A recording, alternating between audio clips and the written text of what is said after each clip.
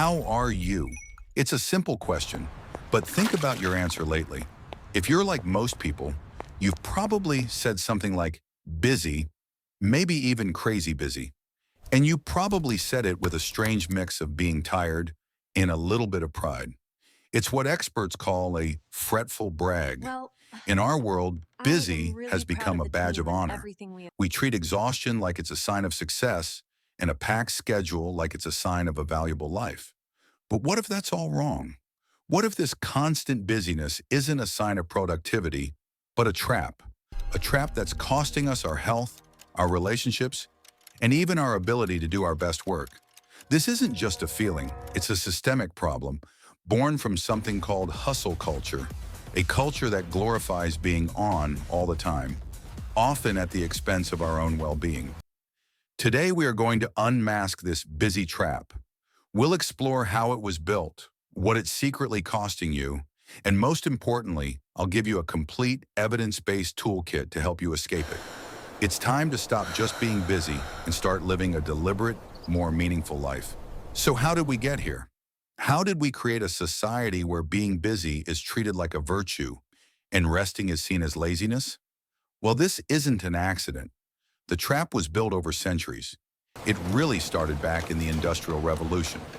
As people moved from farms to factories, time became money in a very literal way.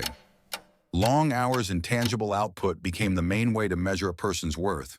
The foundational belief was set. The time you spend working is the primary measure of your success. This idea got This supercharged in new the late chip, 20th it's a century. game changer. Wall Street's high-stakes We culture and are the Silicon Valley revolutionizing the tech boom future. glorified the grind. Overwork became the normal standard for anyone who wanted to be successful. The idea of the Mhm. side hustle emerged, turning a term once used to describe survival into a lifestyle choice for the ambitious. And then came social media, which became a giant echo chamber for this idea. Platforms like Instagram and LinkedIn are filled with these curated success stories, promoting what we now call toxic productivity. It's this unhealthy obsession with work I'm on that it. makes us I'll feel have like that if to we you by aren't the end of the day. constantly moving forward, we're failing. This digital world acts like a comparison engine. It gives us the illusion that all our peers are constantly progressing while we're standing still. We see the highlight reels, but we don't see the burnout, the failures, or the sacrifices behind the scenes. So being busy becomes more than just having a lot to do. It becomes a status symbol. A packed schedule is like social armor. It's a way to prove our worth to ourselves and to others. It's existential reassurance, a defense against the fear that our life might be unimportant.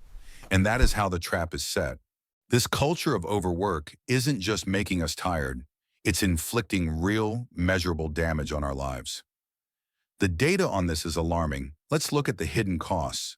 First, the cost to your health. Chronic workplace stress is driving a massive mental health crisis. Employees who experience true burnout have an 180% increased risk of developing depressive disorders. In the US, a staggering 83% of workers suffer from work-related stress, and 77% say they've experienced burnout at their current job. The physical damage is just as serious. Long working hours are linked to a 40% increased risk of high blood pressure and an 84% increased risk of type 2 diabetes. Even more shocking, a report from the World Health Organization found that in a single year, long working hours contributed to 745,000 deaths from stroke and heart disease. Next, the cost to our jobs and companies. There's a myth in hustle culture that more hours automatically means more output. Research from Stanford University completely debunks this. It showed that employee productivity falls off a cliff after a 50-hour workweek and becomes almost zero after 55 hours. Burned out employees are not effective employees. They are 63% more likely to take a sick day and 2.6 times more likely to be looking for another job. All of this workplace stress is estimated to cost the U.S. economy over $300 billion every single year from things like employee turnover and lost productivity. And finally, the cost to society. When we're always working, we sacrifice the very things that make life rich. The lines between Hi, our I'm professional just and calling to personal confirm lives our get meeting for this completely blurred. afternoon. Over half of all workers say that stress from their job negatively impacts their home life. This obsession with work also erodes what sociologists call third places, the spots outside of home and work, like community centers, clubs, or parks, that are essential for social connection. We lose time for hobbies, for friendship, for just thinking. As the philosopher Seneca once said, there is nothing the busy man is less busied with than living. So we know the trap is real and the costs are high. But to escape it, you first have to understand the specific psychological forces that keep you stuck. The first is what we could call a productivity high.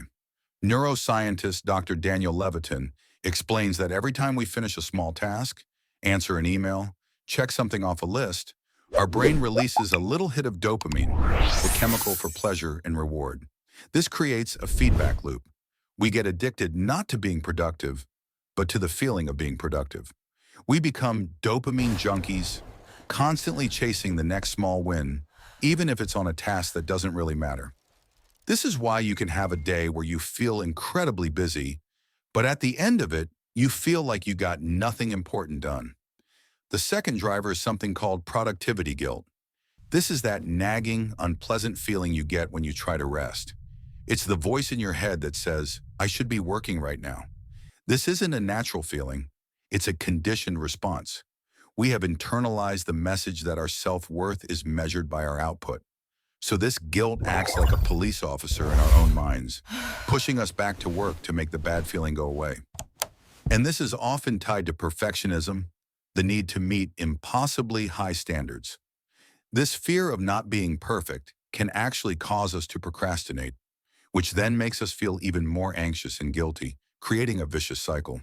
Okay, we've analyzed the problem. Now let's build the toolkit to solve it. Escaping this trap requires deliberate, structured strategies. First, you need a foundational mindset shift. You have to consciously redefine what success means to you and decouple it from hours worked. Success should be about meaningful output and personal fulfillment. A great exercise is to track your time for 1 week, then compare how you actually spent your time to a list of your true priorities. The gap you see will be a powerful motivator for change. You must start treating rest as a strategic requirement for success, not a sign of laziness. Rest is essential for creative thinking and high performance. So put it in your calendar. Schedule your downtime with the same seriousness as a business meeting. Next, build your boundaries. Boundaries are your primary defense against work creeping into your personal life. This means mastering the art of saying no to things that aren't a priority.